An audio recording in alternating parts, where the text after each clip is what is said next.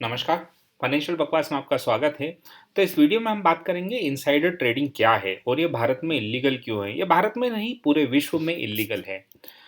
तो insider trading जो है वो शेयर बाजार में अनुचित और अवैध प्रैक्टिस है। This is called male practice. तो जहां अधिकतर शेयर निवेशकों को बेहद घाटा है क्योंकि उनके पास वह जानकारी नहीं है जो कंपनी के लोगों के पास होती है, इंटरनल इंफॉर्मेशन।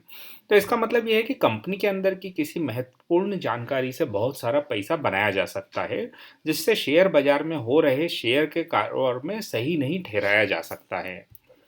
तो सबसे पहले हमें जानते हैं कि इनसाइडर ट्रेडिंग क्या होता है। तो भारत में सेबी, जो कि शेयर बाजार की नियामक संस्था है यानी कि रेगुलेटर है, उनके द्वारा इनसाइडर ट्रेडिंग को हतोत्साहित किया जाता है क्योंकि इस प्रकार की ट्रेडिंग प्रैक्टिस अनुचित है और साधारण निवेशकों के साथ यह बेईमानी है।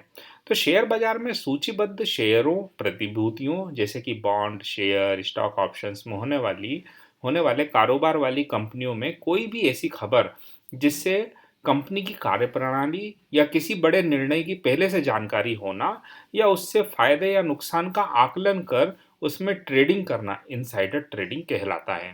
तो इस जानकारी को नॉन पब्लिक इंफॉर्मेशन कहा जाता है, जिससे कंपनी के अंदर का कोई भी व्यक्ति जिसे उस नॉन पब्लिक इंफॉर्मेशन की जानकारी होती है वह फायदा होने की स्थिति में शेयर बाजार से खरीद लेता है और घाटा होने की स्थिति में शेयर पहले से ही बेच देता है।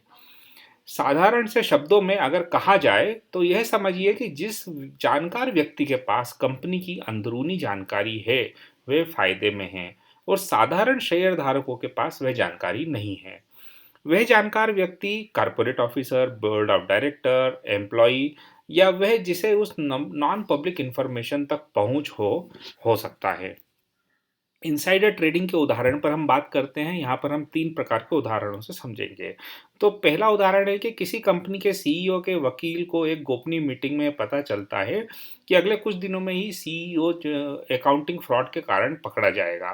तो इस परिस्थिति में वकील उस कंपनी के शेयरों को बाजार में बेच देगा क्योंकि उसे पता है कि सीईओ के पकड़े जाने की खबर आने के बाद कंपनी के शेयर का भाव गिरेगा। अगर उसके पास शेयर नहीं होंगे तो वो शॉर्ट सेल कर देगा या फिर जो पुट के ऑप्शंस है वो खरीद लेगा या कॉल के ऑप्शन है वो बेच देगा।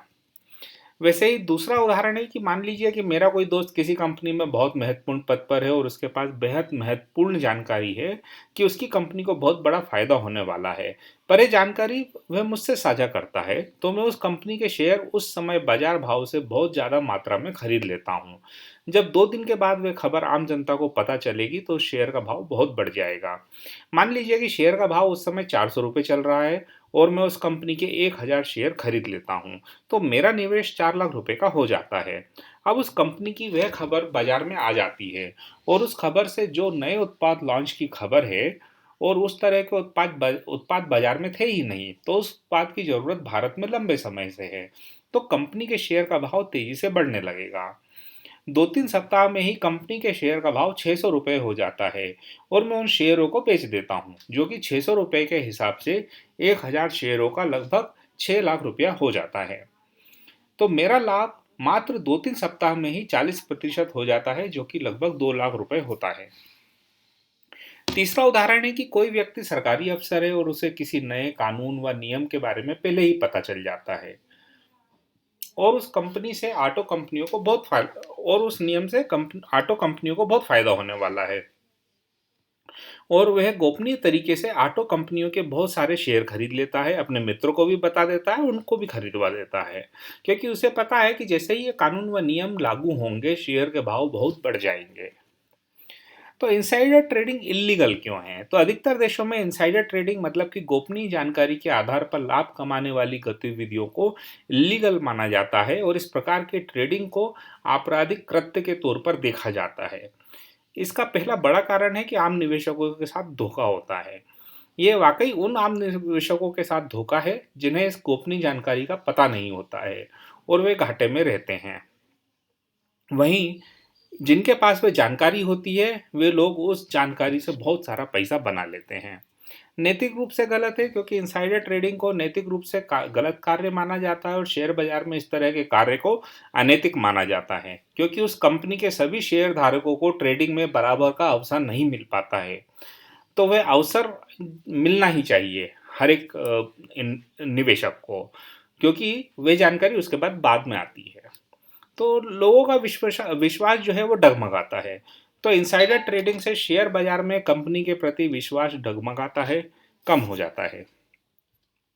तो क्या आप किसी ऐसे खेल को खेलना पसंद करोगे जहां धोखेबाजी है? नहीं ना, क्योंकि आपको पता है कि इस कंपनी के लोग धोखेबाज हैं और गोपनीय जानकारी के आधार पर अपना फायदा बना लेते हैं, जिससे आम निवेशक को हमेशा ही फायदा नहीं होता है, उल्टा नुकसान ही होता है।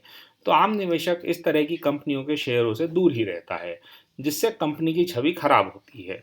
इनसाइडर ट्रेडिंग एक जुर्म है और इस सजा पर सजा के साथ साथ